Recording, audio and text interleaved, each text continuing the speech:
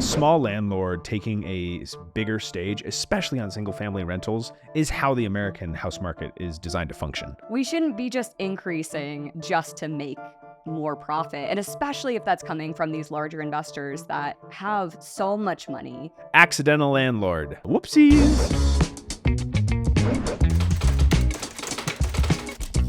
Hey everybody, welcome to another episode of Landlord Lands, joined by a special guest this week, Jess Plini. How are you, Jess? I'm doing great. How are you, John? I'm doing just spectacular. Yeah, Great. It's a great Wednesday today. It's a hot one though. Indeed it is. Cool. Today we've got a topic that is being discussed in a lot of different places. Yahoo Finance is talking about it. CNBC is talking about it. Bigger Pockets did an episode about it, and that is the accidental landlord. Whoopsies. Jess, what is an accidental landlord? So an accidental landlord is somebody who ends up renting out their property without originally intending to become an investor. So think, people who moved during the pandemic for remote work, people who maybe inherited a property, maybe moved in with a partner. These aren't situations where they meant to make money from renting out their home. It's, people who are doing it for natural reasons. You're one of those, right? I am one of those, apparently. I had not heard that definition or the term until this week, but I guess I match that. Yeah, and apparently it's more prevalent in the Sunbelt here, and let's roll a clip about one of these accidental landlords CNBC interviewed, Mr. Garrett Johnson. I expect to hold it until the market recovers, whenever that is. I don't expect for it to recover super soon. So, the expectation is that it'll be several years. Okay, Garrett. So you got out because the market was a little bad. You couldn't get the price you wanted. How did you get into it, Jess? Yeah, John. So I bought with my husband in 2018, very beginning of 2018. We moved into a condo in Denver, and, we were there for 5 years, absolutely loved it. But when it came time to start a family, Denver prices are a lot higher than you would get in the suburbs, right? So we reluctantly moved to the burbs. But don't knock the burbs. I live in the burbs. I know. We actually live in the same neighborhood. Yeah. I actually love it now. It took some adjustment. But, at the time, we looked at selling. However, we had, like many accidental landlords, we had refinanced during the pandemic. So we had, sub 3% interest rate.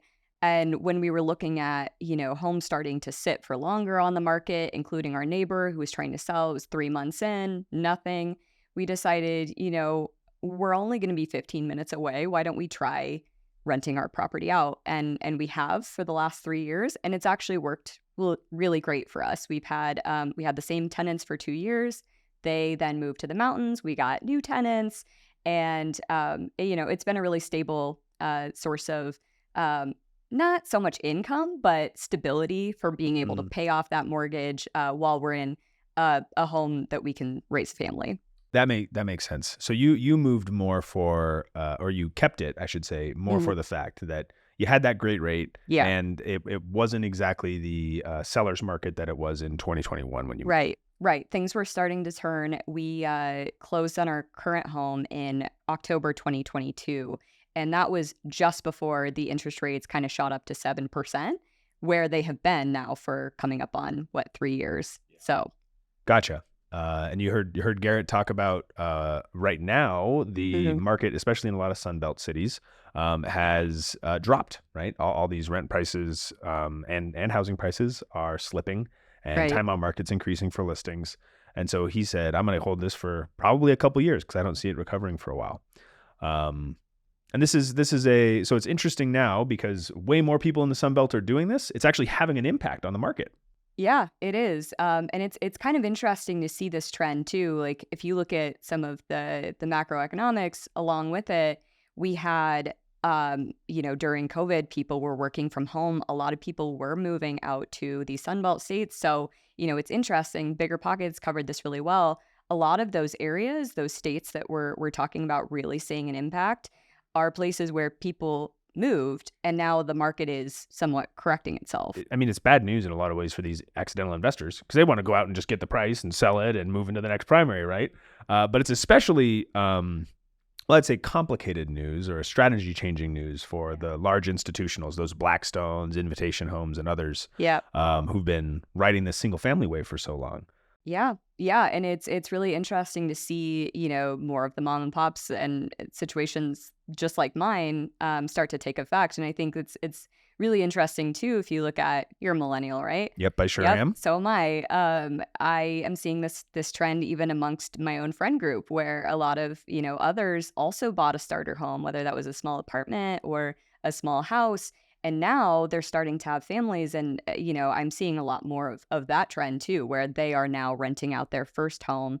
They're staying either nearby or maybe they're moving closer to be with family because of the cost of sort of everything else also going up and making it a little bit more difficult to, be financially successful. Yep. So now it's a lot more likely, especially in these Sunbelt cities, if you're moving into a single family home to rent, your landlord's much more likely to be, a millennial, young family, living down the street maybe, than a private investor or a BlackRock or Progress Residential kind of company. Right. And I think the intentions of that are different too, because like in our case, we just want to, break even, maybe make a little bit to cover things like the cost of our son's daycare. We're not necessarily looking to make a profit. We might increase our rent as other things go up. So we're also part of an HOA. A lot of the fees associated with the different services are also going up. So that's a consideration too, is, if you do become an accidental landlord, there are things that you need to sort of stay on top of, including your state laws. Make sure, like in Denver, apparently you have to be registered as a landlord in some senses. So, it's important to really go into that with the right frame of mind. It's not a totally hands-off thing by any means, but there are, tools like ours at TurboTenant that can help you. Yeah, I think that what you called out there about the fact that you're trying to cover costs, pay the mortgage on it until the market's such a place that you can sell it. Totally different playbook than the BlackRock's Invitation Homes and everything, right? They've been enjoying for the last 5 years 5% rent increases. I think CNBC said on average on renewals, right? So these rent control laws have been targeting them, not the small landlords they accidentally affect. Right. I think the small landlord taking a bigger stage, especially on single family rentals, is how the American house market is designed to function. These folks like Invitation Homes that were in the market from 2020 onward, and especially bought in 2020, 21, and those iBuyers and stuff, they were really taking advantage of a market that had really low interest rates, that they could anticipate significant rent increases. And so every asset they bought, they knew they were going to be able to raise rent 5% or more every single month, raise the ire of all the politicians, right, to hate all landlords, which caught all of our users in that backlash.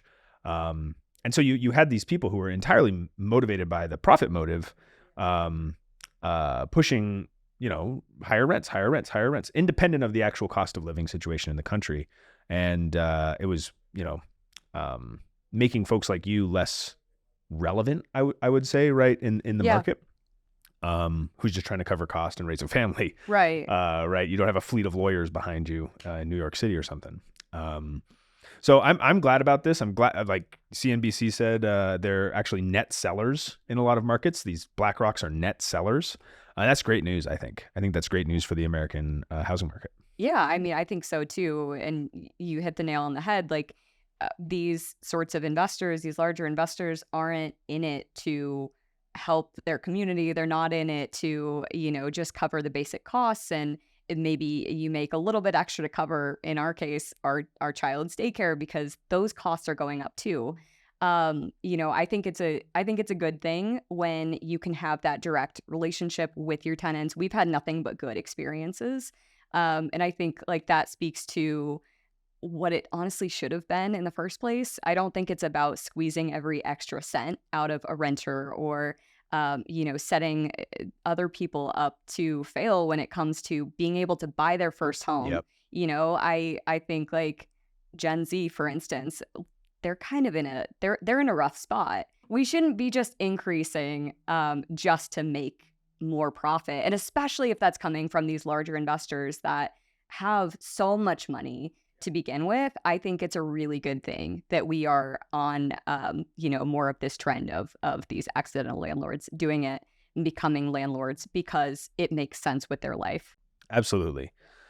So I think what this means for you at home, if you're watching and you're thinking about moving, maybe you've got a first, second, third kid on the way and wondering how all those bedrooms are going to fit. Right. And you're looking at the market a little worried, right? You're thinking, well, I've got a 3%. What do I really do here? I recommend you really assess your options. Really take a look at, build out some models 5, 6, 7 years from now. Right. And if you sell now versus rent now, and potential prices of that home in 5, 6 years, and it might actually be the economical decision to hold on, especially if you have faith in the American housing market. Yep, absolutely. All about having faith, which can be hard in a market that has a lot of twists and turns. So we talked about accidental landlords. You might be one soon. You might be thinking about becoming one soon.